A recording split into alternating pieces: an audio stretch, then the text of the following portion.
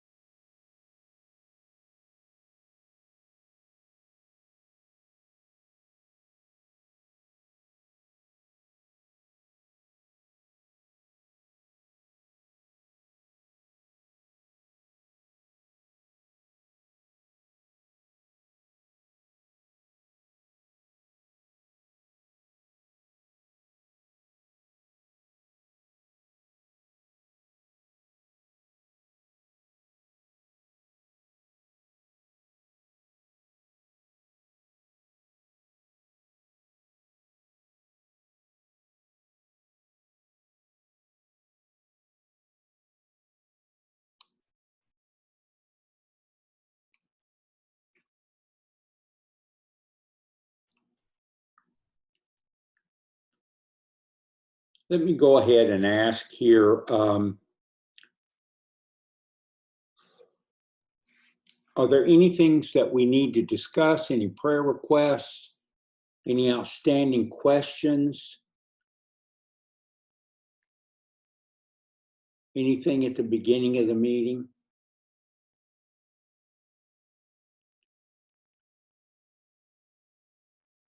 I'm always trying to kind of feel my way about what we should share. And so if anybody has any questions or issues or problems or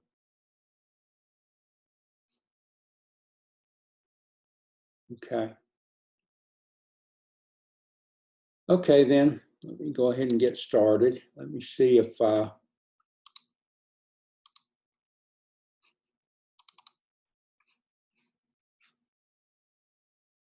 make sure I don't close everybody out. I'm still, there we go. Okay. So as far as the screen share, hopefully everybody can see that.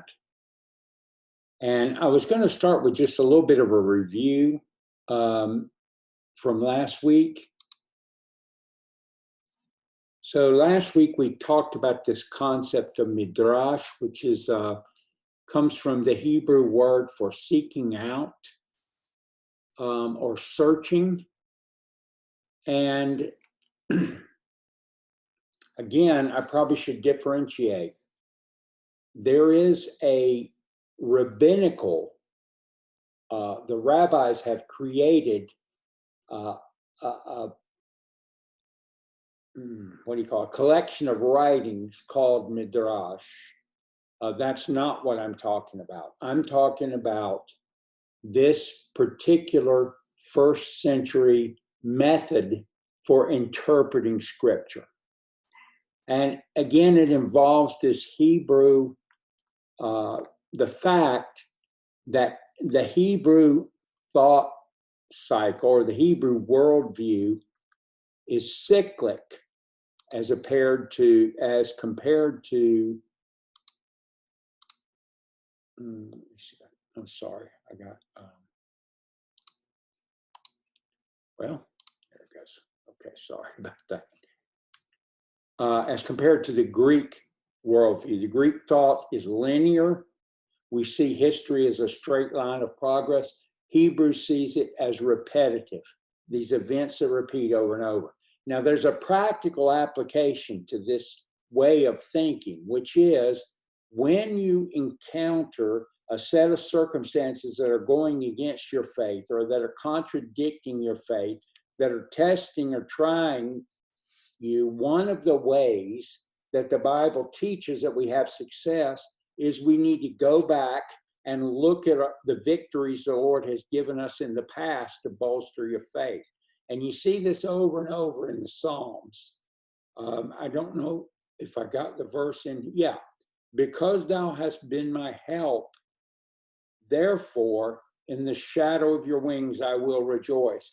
The psalmist goes back and says, look, you've helped me in the past, therefore I'm going to trust in you now. So in terms of our faith, our faith is encouraged by looking back at what God has done for us in the past. And God continually throughout the Bible refers to these things that he's done, particularly the deliverance from Egypt. And I quoted here from Psalm 106, where there is this, what do you call it, reiteration or looking back to what the Lord had done for them. He remembered his covenant. He showed great loving kindness, made them objects of compassion, et cetera, et cetera. And then he goes on to say, blessed be the Lord forever. Amen. Praise the Lord. It's encouraging. It brings faith. It builds faith to go back and remember these things. And the same way, we have hope because we know that the same God that has helped us in the past, that is helping us at the present, will also be our trust in the future.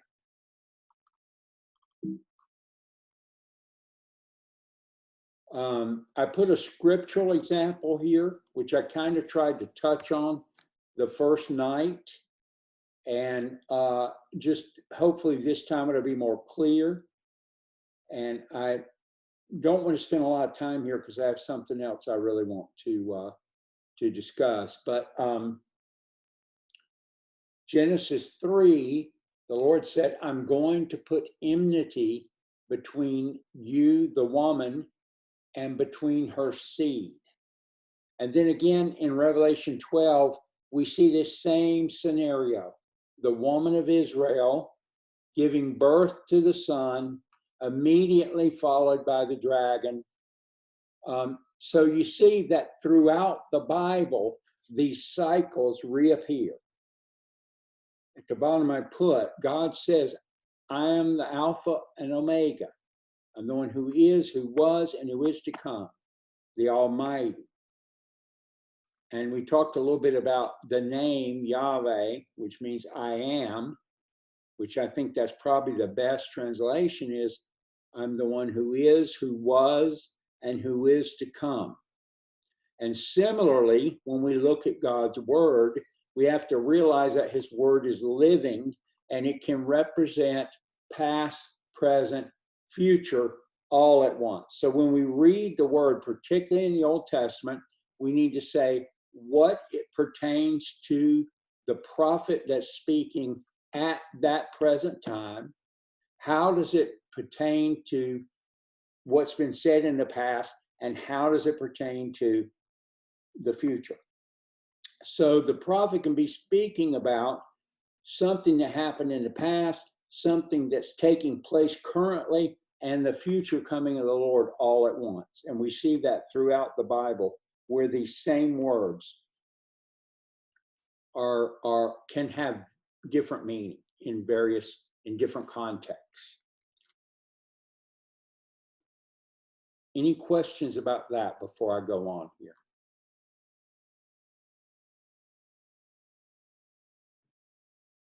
Okay, everybody with me? Somebody say something so I know that it's working. Actually, I think I muted everybody, so. Okay.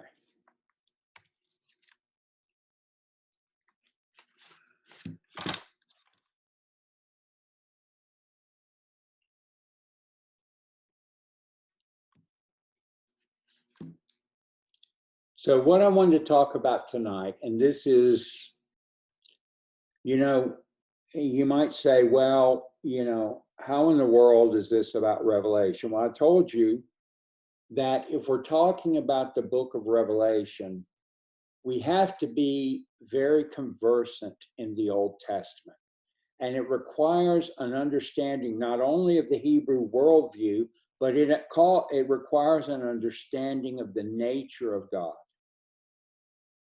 The primary purpose of the book of Revelation is to reveal to us Christ in his present state, Christ reigning, and in his future state as King of the world and as judge of mankind. So what I want to talk about tonight is the severity of God. And I feel like the problem with the Christian church at this point in time, and with the message of the gospel at this point in time, is that it's totally unbalanced. There is no understanding of the fear of God and the severity of God. Now, in Romans 11, it says, "Behold then the kindness and the severity of God. To those who fell, severity, but to you, kindness, if you continue in his kindness."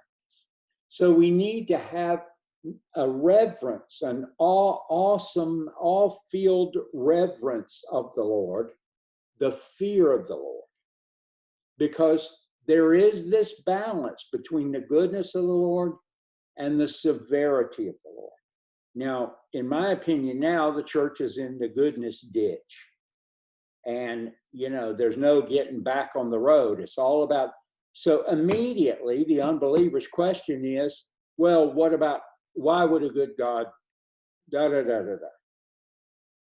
da. So to present the gospel in its proper context, we need to present both the goodness and the severity of God. And I put down here at the bottom a recommended video, which is a teaching by David Paulson. If you have time to watch, I highly recommend it, because he's talking about how the church has become so unbalanced on the love side of things. And there's not really, when you look at the word very, very carefully, there's not a lot of mention about loving those that are outside the body of Christ. There is talk about, carrying yourself with moderation and, showing, walking, what's the word?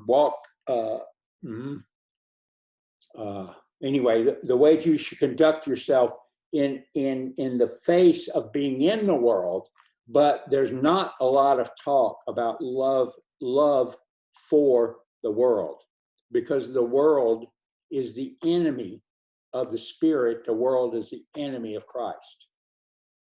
So we need to look at this appropriately and have a balanced mindset. I put in Proverbs 3:3, "Let not mercy and truth forsake thee. Bind them about thy neck, write them upon the table of thy heart." It's mercy and truth. Not just mercy, mercy and truth. Will the Lord extend mercy to us? Of course he will, if we approach him with the appropriate attitude. But there's also the truth side of things. And unfortunately, the truth side of things involves suffering. We don't naturally just come into the truth. We're led into the truth through chastening, through redirection, through judging, through suffering. What we would look at as suffering on our side. Psalm 19 says, "The fear of the Lord is clean. The judgments of the Lord are true. They are righteous altogether." When God judges, there is no question about if he's righteous. And then in 1 Corinthians, it says, if we judge ourselves, then God doesn't have to judge us. So if we apply the measure to ourselves and we judge ourselves, then there's no need for God to judge us. But when we stray from that path that God has set out for us, then God has to step in and chasten us back into the road. How does he do that? well, chastening, judgment in the sense of the word of the world is God lifts his hedge of protection. He lifts his hedge of protection and allows the devil to come in. I'll say it very, that's exactly what happens until we learn our lesson, and then he puts the hedge back in place and makes the devil step back. Now, is that always because if somebody's going through a trial, is it because they've done something wrong?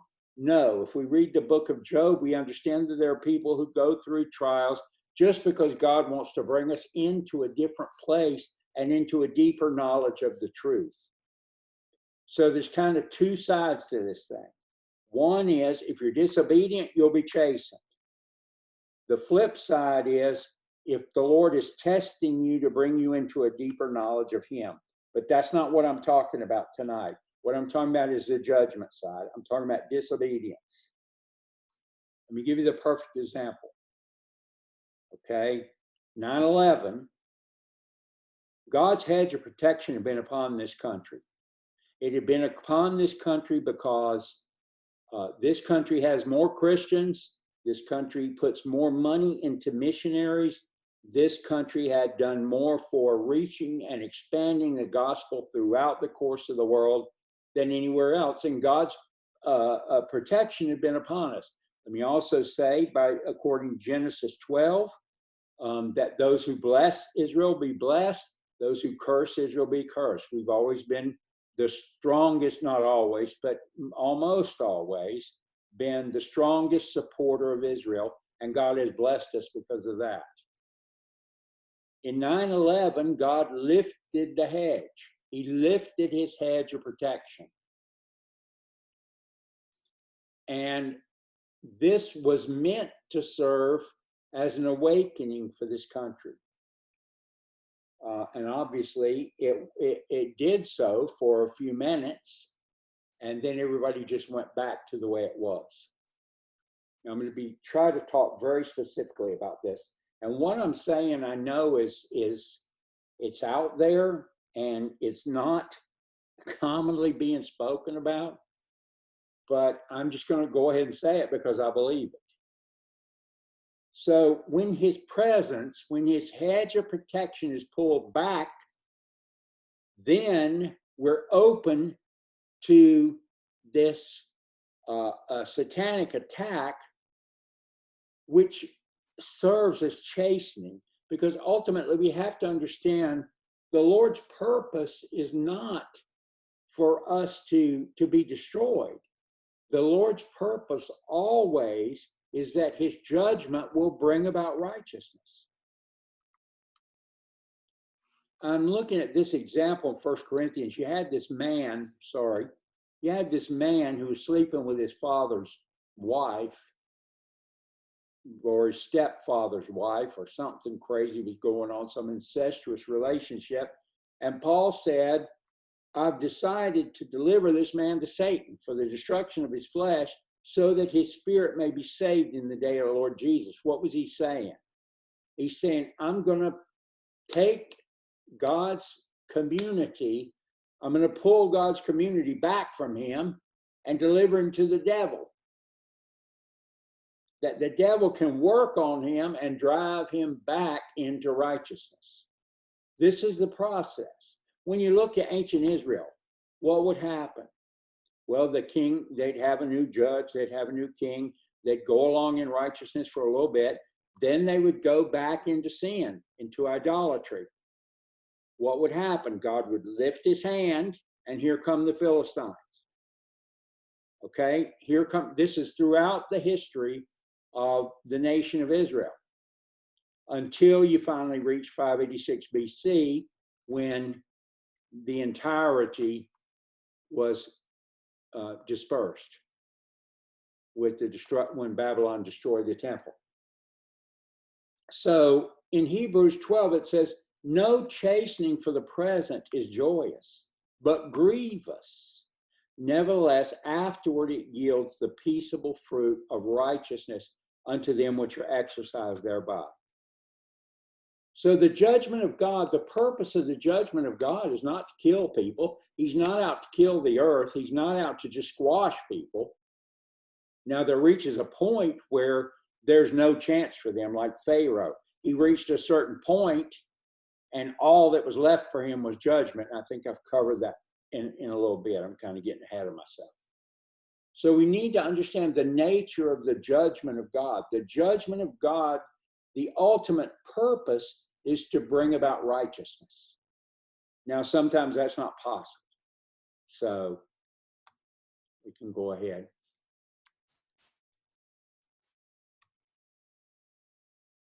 I was going to talk just kind of in the context of Matthew 24, because as we see in Matthew 24, these things start to occur on the earth. What are they? They're kind of mini judgments. And again, according to this theory of cyclic mindset, they reoccur, and they reoccur with more and more and more intensity. Why? Because God has to get our attention. So if we don't respond to the lesser intensity, if we shrug that off, then you're going to come back with a more intense judgment. I know this is not fun stuff to talk about, but this is, I think it's very important that we get hold of this, because the fear of God is the beginning of knowledge, right? So beginning of wisdom. So the disciples came to Jesus and said, what's going to happen? How is this end of the age going to come about? And Jesus said, see to it that no one misleads you. His first warning is about false prophets. Okay, so yes, there's talk of wars, there's talk of earthquakes, there's talk of famines, there's talk of plagues, right? But the primary warning is about false prophets. Do not be led astray. Do not listen to these men who say they're speaking from God, but they're not. You'll hear of wars and rumors of wars. See that you're not frightened. See, he urges us not to be frightened, for these things must take place, but it is not yet the end. Nation will rise against nation, kingdom against kingdom. In various places there'll be famine, earthquakes, but all these things are merely the beginning of birth pangs. Okay, we spoke about the abomination of desolation, which is referring to the time in Daniel when the Antichrist will step forward, he'll break his treaty with Israel, and he will declare himself God and seat himself in Jerusalem, which has been the devil's priority since the very beginning. If you look back into, I think it's Isaiah 18, I don't want to misspeak, but you'll see the devil said, I will be like the Most High. I will seat myself on the sides of the north. I'll take that seat in Zion. Okay, so he will actually at that point in time take the seat in Zion and speak blasphemies against the Lord, etc., etc. I put all of Matthew 24. I also put Luke 21. So I encourage you to read through all of those scriptures very, very carefully. But I want to look at some highlights of what Jesus predicted. Okay? And hopefully we can see two things. We can see that the judgments of God are beginning. They are beginning. And they will pick up speed. They will increase in frequency and in intensity until we come to the Revelation period, where we have the judgments of God poured out upon the entire earth. This is from Jeremiah 23. He says, don't listen to the words of the prophets who are prophesying to you. They're leading you into vanity. They speak a vision of their own imagination that does not come from the mouth of the Lord. They keep saying to those who despise me, and the Lord has said, you will have peace. Now, Jeremiah lived at the time when Babylon was bearing down upon the nation of Israel and threatening to destroy Judah.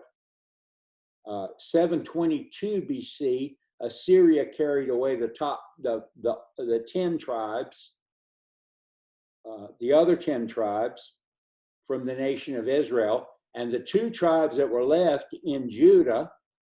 Now 586, Babylon is bearing down and threatening to destroy the temple.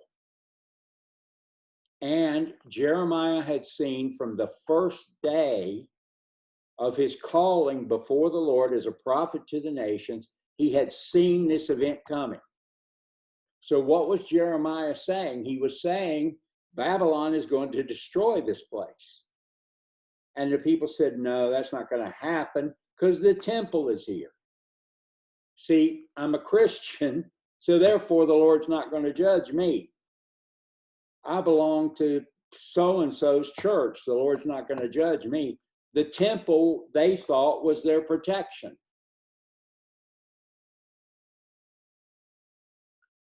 The false prophets keep saying, you will have peace. Calamity will not come upon you. But there are those who have stood in the counsel of the Lord, that he should see and hear his word, who's given heed to his word and listened. Behold, the storm of the Lord has gone forth in wrath, even a whirling tempest. It will swirl down on the head of the wicked. The anger of the Lord will not turn back until he's performed and carried out the purposes of his heart. In the last days, you will clearly understand it. I did not send these prophets, but they ran. I did not speak to them, but they prophesied. But if they had stood in my counsel, then they would have announced my words and would have turned them back from evil way and from the evil of their deeds. See, the false prophets, they don't want to address the sin issue. They don't want to address the various things that are harming and holding the church back. And they certainly don't want to speak to forthcoming judgment. Jeremiah's job, he would stand up and say, look, the judgment's coming. There's nothing you can do about it. Judgment is on its way, and they'd throw him down a well. Okay, because they didn't want to hear that. Same thing here, we have Stephen preaching to the Sanhedrin, to the powerful Jews of Jerusalem in his time. He says, you're stiff-necked and uncircumcised in hearts and ears, and you always resist the Holy Ghost. You're doing just what your fathers did. Which one of the fathers did they not persecute? They killed those who announced the coming of the righteous one, whose betrayers and murderers you have now become. You who received the law as ordained by angels and yet did not keep it. Now, when they heard this, they were cut to the quick, and they began gnashing their teeth at him, and then they grab him and they stone him and kill him, drag him outside the city and stone him. Why? Because they cannot stand to hear the truth. There are 1,000,001 people that you can go out there today, and they will tell you, I'm not even going to call his name, stood up there and blew away the coronavirus with his breath. He just blew it out and it all went away. Ridiculousness. Okay? There are 1,000,001 who will tell you, oh, judgment's not coming. It's all going to go back to where it was. I'm sitting here tonight to tell you it's not going back to normal. It's just going to get worse. It's going to get progressively worse from this point forward until God has obtained his end. I know this is it's not a pleasant message. And so I just, want to speak the truth. A time will come when Christians will not endure sound doctrine. This is 2 Timothy chapter 4. They will accumulate teachers in accordance to their own desires. They have itching ears. They only want to hear the good things. They only want to hear about prosperity. They only want to hear about, health and well-being and, the greatness of the United States and blah, blah, blah. Okay, so we really need to understand that this is a two-sided thing. And I'm not trying to beat people up. I'm just saying that, you know, the other side has been preached for so long, the goodness, the goodness, the goodness, the goodness, that the church is in a deep, deep sleep. And I'm in despair as to how they're going to be woken up. But I do know this, when that pandemic hit, there were pictures of Barnes and Noble and there wasn't a Bible on the shelf. So God is moving to wake people up. Jude said, I wanted to write you about our common salvation, but I felt the necessity to write to you, appealing to you that you contend earnestly for the faith which was once for all handed down. For certain persons have crept in unnoticed, those who long beforehand marked us out for condemnation, more marked out for this condemnation. Ungodly persons who turn the grace of God into licentiousness. These men revile the things which they do not understand and the things which they know by instinct. Like unreasoning animals, by these things they are destroyed. Woe to them, for they've gone the way of Cain, and for pay they have rushed headlong into the error of Balaam and perished in the rebellion of Korah. He's talking about three types of false prophets, of which there are myriad examples today. Cain, what was his sin? It was envy and murder. Envy will lead you to murder. Please understand that. Do not allow envy to rest in your soul for a minute. It will lead you to hatred and murder.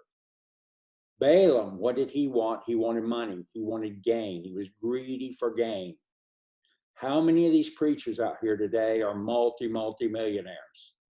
Seriously, this is just, I'm just speaking the truth. Korah, his sin was presumption. He thought that he was just as good as God's chosen and ordained vessels, and that he could do whatever they did, and God struck him down for it. The earth swallowed him up. He assumed God's ordination and pride. Okay, so these are three types of false prophets that we really need to make sure that we avoid. Those that are envious, or what's the word I'm trying to say? They want position. They're envious of those that have higher position, and they want to exalt themselves or to move themselves up in the hierarchy. The ones that are greedy for gain, and the ones who want to assume on God's ordination. We talked about Moses. 40 years in the backside of the desert, God was preparing him. You can't just stand up one day and say, okay, I'm going to be a servant of God. It doesn't work that way. You can give yourself to God's process, and according to your obedience and your willingness and your makeup, you know, God can begin to work on you, and it can happen a lot faster in some people than it does in others. And that's not saying that Moses was a bad guy, but 40 years, it's a long time.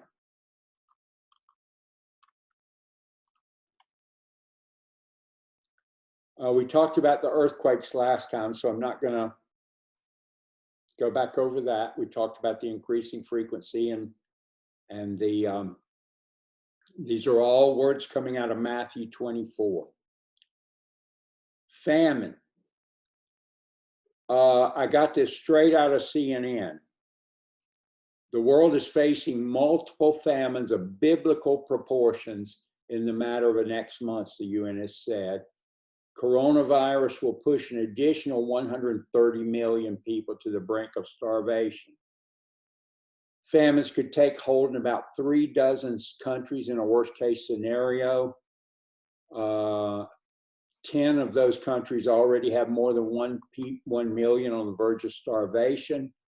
Conflict, economic recession, decline in aid, collapse in oil prices, all these factors will lead to vast food shortages, and swift action is urged to avert disaster. We're also on the brink of a hunger epidemic as well as COVID-19. There's a real danger that people could potentially die from the economic impact of 19 as well as from the virus itself. 2020 will be a devastating year for numerous countries ravaged by poverty or war, which is another which is another thing Jesus warned about. With 135 million people facing crisis levels, their updated projections nearly double that number. That was on April 22nd that this article was put in. So God, or Jesus, in Matthew 24, he warns about a number of things. He warns about false prophets. I don't want to lose place as to where we are. He warns about false prophets, which we discussed. He warns about earthquakes.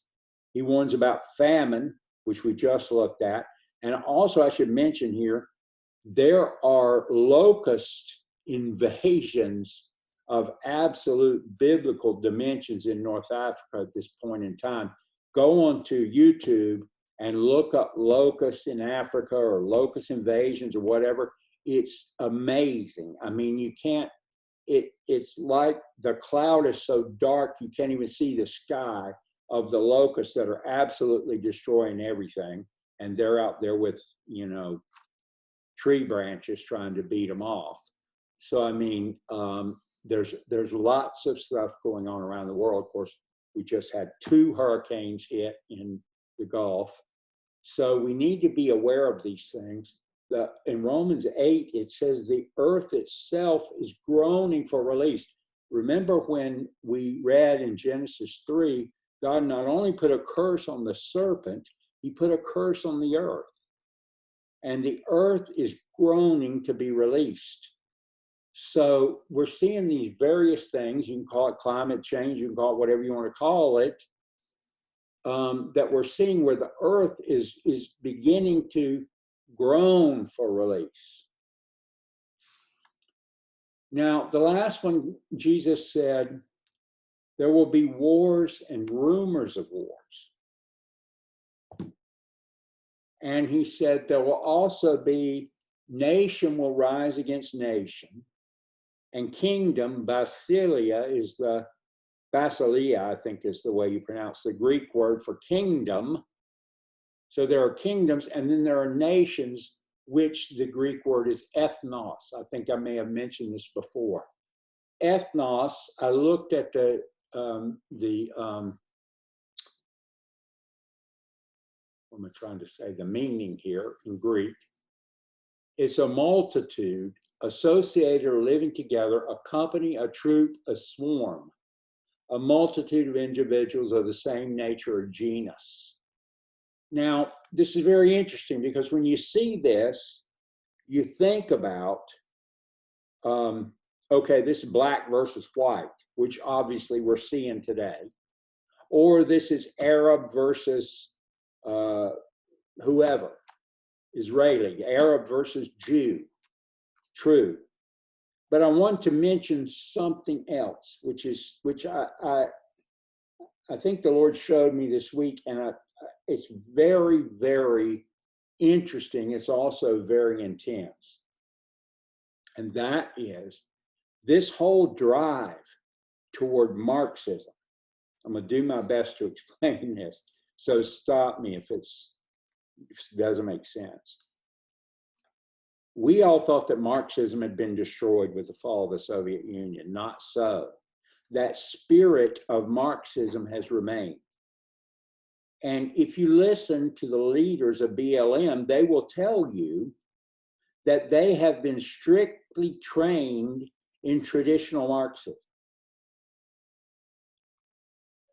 What Marxism did historically was it looked at it viewed history as a progression of oppressed and oppressor. Now, Marx viewed this in terms of economy, in terms of the economy. So you had the lower class, you had the upper class, you had the proletariat, the lower class, working class, and you had the bourgeoisie, which was the factory owners, basically. So he looked at it in an economic fashion. But what has happened as this has evolved over time is it's being applied, that same theory is being applied in a number of different directions, the oppressor and the oppressed. Okay, so what we're seeing actually is a reversion into tribalism. See, what Marxism says is you're not an individual, you're a member of a group. And you need to be viewed in terms of the group that you're a part of. You're either proletariat or you're bourgeoisie. Okay, well, the same thing is happening today. It's driving us into these groups so that we no longer have an individual voice. You're either LGBTQ, you're BLM, you're Islam, you're AIM, the American Indian Movement, which recently they finally had success in making them get rid of the Washington Redskins. White supremacy, secular Zionism, you know, they're always after the Zionists. Alt-right is another one. You know, well, you're alt-right. Well, you're a white supremacist. You're a whatever. Feminism. So they want to identify you with this group, and they want to put you into this group so that we have all these little groups fighting each other. It says up there at the top, a multitude of men or beasts associated or living together. I associate with LGBTQ. I associate with BLM. I'm American Indian. You know, I'm a white supremacist. I guess there are people that would admit to that. You know, I'm alt-right. I'm with Ben Shapiro and the rest of them. No, I'm a feminist. You know, so that you identify in this group, and you have all these little societies divided up into all these little groups who are fighting oppressed versus oppressor. I don't know if that makes sense, but I'm telling you that long ago, Jesus saw that in the end time, it would revert back to group fighting against group. Not just nation against, not just kingdom against kingdom, which we certainly have that, Turkey and Greece, and you can't even go on how many conflicts there are, but also this tribal conflict, which is what we're beginning to see, ethnos v. ethnos. Now, I put a video, a recommended video, and it's pretty heavy. But I want to say this about psychologists, a video of a psychologist, a modern psychologist. Psychology has become very proficient at pointing out the problems in society. What they can't do is provide a solution. Now, you know, back when I was studying Sigmund Freud hit it right on. Talking about the id and the ego and the superego, he basically understood the concept of there's a spirit, the soul, and the flesh. I mean, he nailed that. But yet he died with his jaw all eaten away from cancer because he couldn't stop smoking cigars. So they're very good at pointing out what the problems are.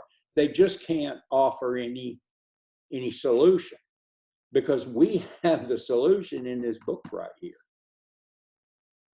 And so unless they're willing to accept Christianity, accept the Bible, and accept the true answers, that, yeah, they can point out the problem, but they can't offer any type of solution. This particular guy, somebody asked Ravi Zacharias about him, and he said, I think his principles are excellent, but his foundation is wrong. So that's the way I would describe it. So I think in certain instances, Psychology is good at pointing out problems, but it's useless when it comes to providing an answer. And that's why all these churches today that are doing all this self-help and all this psychology and stuff, it's futile, it's vain, it's vanity, because you don't get the answer that way. You only uncover the problems. We're talking about judgment, and we're talking about judgment upon America.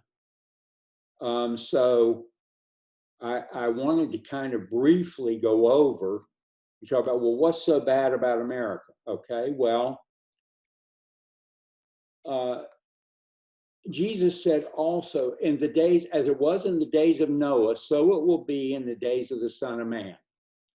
They were eating and drinking, marrying, giving in marriage, until the day that Noah entered the ark. The flood came and destroyed them all. It was the same as happened in the days of Lot. They were eating and drinking, they were selling, they were planting, they were building. But on the day that Lot went out from Sodom, it rained fire and brimstone. So the sins of America, number one, rejecting God. We're talking about the days of Noah and the days of Lot. How does that apply to America?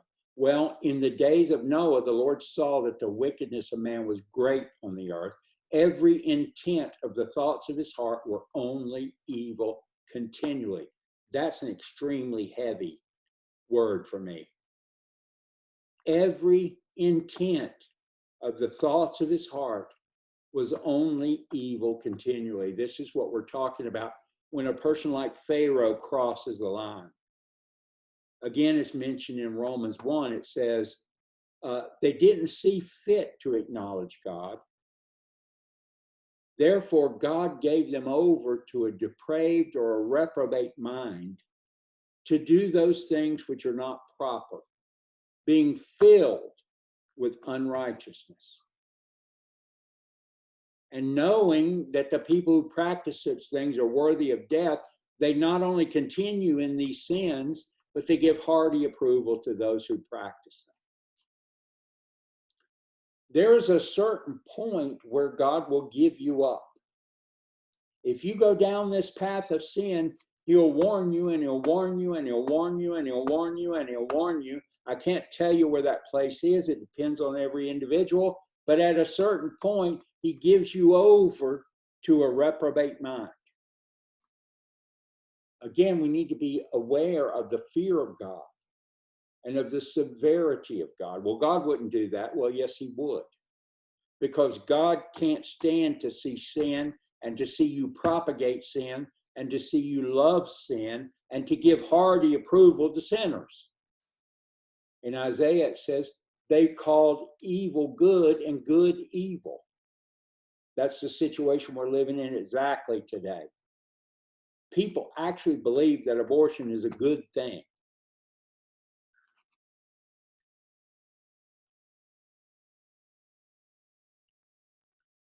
This is a statement from Hillary Clinton back in 2015. So we're talking, 5 years ago?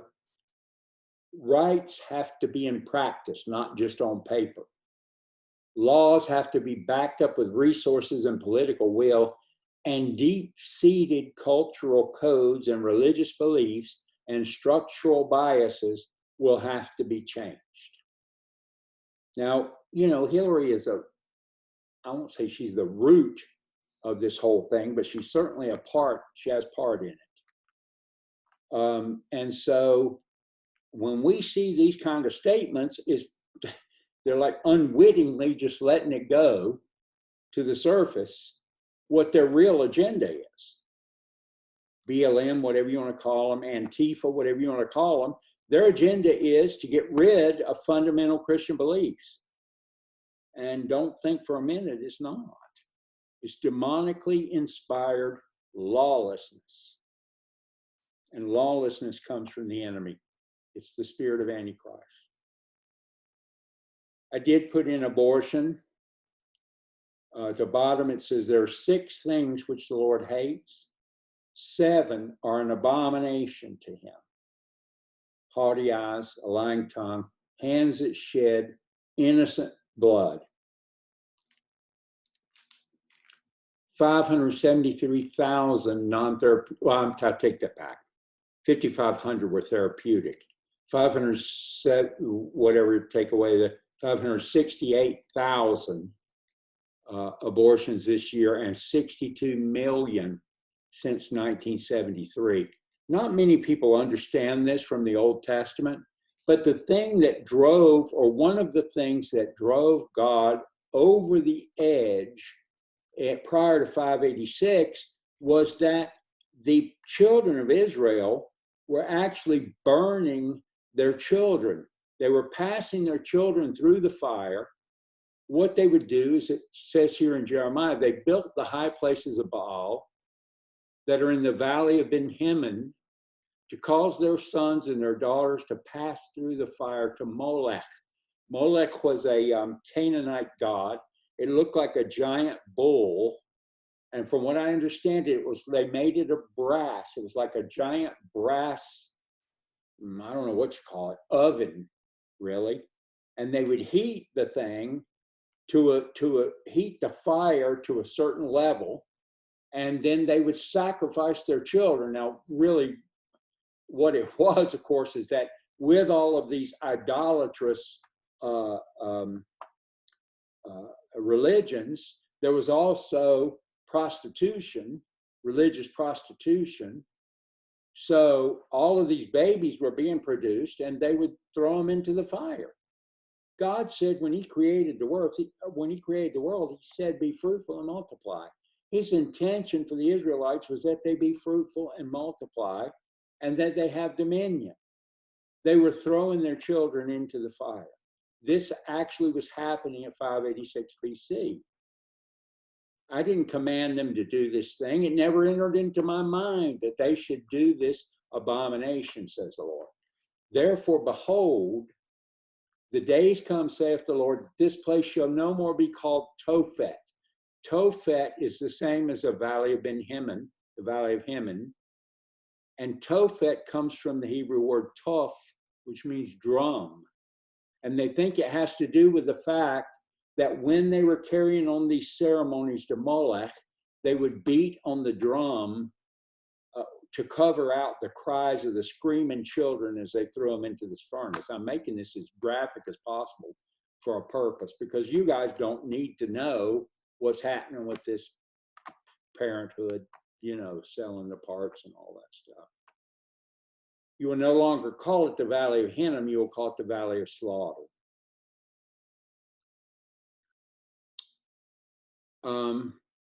I will do to this place, speaking about Jerusalem, Judah, and to the inhabitants thereof, and even make this city as Tophet. Okay, so I guess what I'm trying to say to you is there's a tipping point. And God told Abraham, he said, you know what, your people are going to be in slavery for 400 years because the sin of the Canaanites is not yet full. He gave them 400 years to repent, which they didn't. And so those that continued in sin in the Canaanites, at that time, their sin was full. They'd reached the tipping point. They were turned over to a reprobate mind, and God said, okay, now Israel, go in and wipe them out. Everyone, man, child, beast, everyone. Wipe them out. Don't leave anybody. If you do, it'll be a thorn in your side.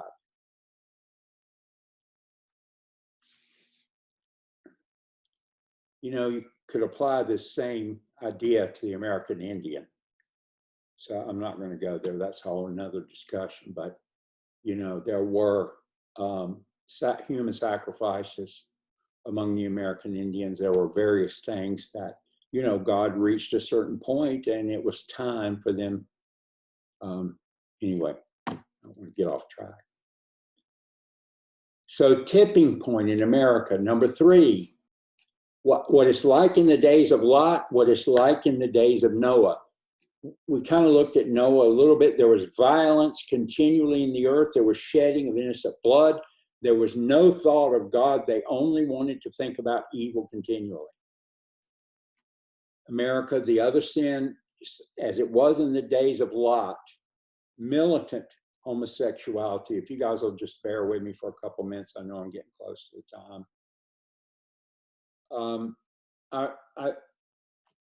would encourage you to go back and read this account. I think it's Genesis 18 or 19. Abraham is there with Sarah, and three angels or three personages appear to Abraham, one of which I believe was Jesus. And Jesus remains behind, and Abraham intercedes for the city of Sodom. Abraham, in the beginning, he trusted God, and he gave Lot the choice. And he said, look, both of our herds have grown too big. The herdsmen are fighting each other. It's ridiculous. There's land everywhere. So choose. He left the choice before God. And he said, choose which way you will go. And Lot chose to go to the city. Now, if you read a little bit further in Genesis, you understand that Lot got carried off from the city by these kings, and Abraham had to go and rescue him. So God was already warning him, get out of this city at that time. I mean, any person that had gone through that, you would think they would, leave the city. It's not a safe place to be. But anyway, so Abraham continues to intercede with this figure that I think was what they call the Metatron, or an appearance of Jesus Christ. There's another name for it. I can't think of it right now. But anyway, the two angels proceed to Sodom.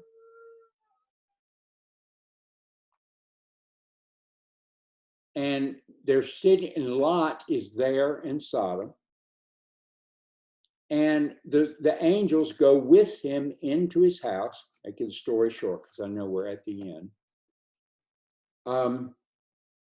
And after they go inside the house, these men of the city surround the house, and they tell Lot, bring those men out to him that we may have relations with. Now, Lot goes as far as to say, look, don't do this thing. I've got a daughter, et cetera, et cetera. Yeah, I encourage you to read the account for themselves. The problem was there homosexuality in Sodom? Yes. I mean, that's where we get the word. But it was not only homosexuality, it was militant homosexuality. It was not just, I'm going to live my own life and I'm going to live with a man and this, that, and the other. It was, I'm going to force you to acknowledge that this homosexuality is right. I can be a Christian and be a homosexual. It's forcing this mindset upon you. It's militant homosexuality. So just like it was in the day of Lot, okay, there is this prevalence of militant homosexuality, which we see. The LGBTQ, whatever you want to call them, population is like, check me on this, it's like 3 or 4% of America. And the transgender population is like 1/10 of that.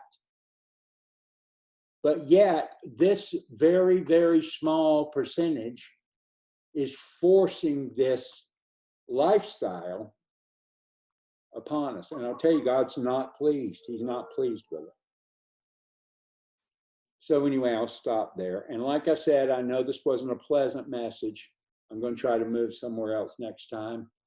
But I feel really the things that are taking place in the earth and in the church at this time, God's had it. He's reached his point of patience, and it's a time for us to face up to the reckoning. Now, I believe this time for us Christians is going to be a great time. I believe it's going to be a time of revival. I believe we're going to, like as Daniel says, we're going to, the ones who know the Lord will be strong and do exploits. But, I think we need to brace ourselves and face up to the fact that America has gone beyond the tipping point. And yes, we may not be embroiled in all the stuff with the Antichrist, But, you know, that doesn't mean this is going to be a piece of cake over here either. Because we can see, if you have spiritual insight, you can see what this spirit that's driving these people, what it's going to be like once they take control. And it's not far away. So we just need to be awake. We need to be braced. We need to be seeking the Lord. We need to be hearing from him. We need to be very, very focused in this time, because there's no telling what we'll see. So I've gone past my time already. I didn't leave any time for questions. If you guys can stay a couple minutes, if there are any questions, or if anybody wants to make a comment. I know this has been a pretty heavy lesson, or whatever you want to call it. Anybody?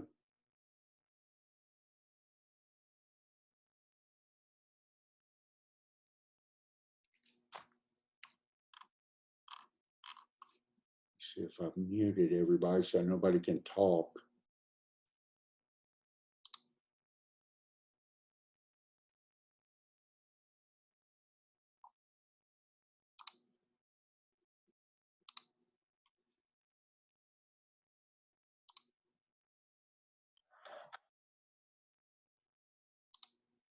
Okay.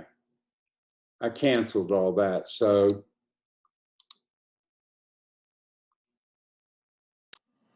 if anybody has anything to say, you can unmute yourself. And Jack, anything you want to say, or anybody?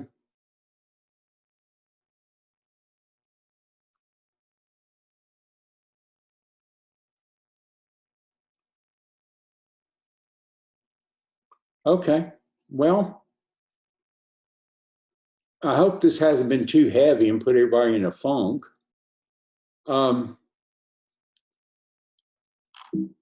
You know, like I said, and we'll talk about it next time, there are bright spots in all of this. But first of all, we need to be willing to wake up and to face the music. So,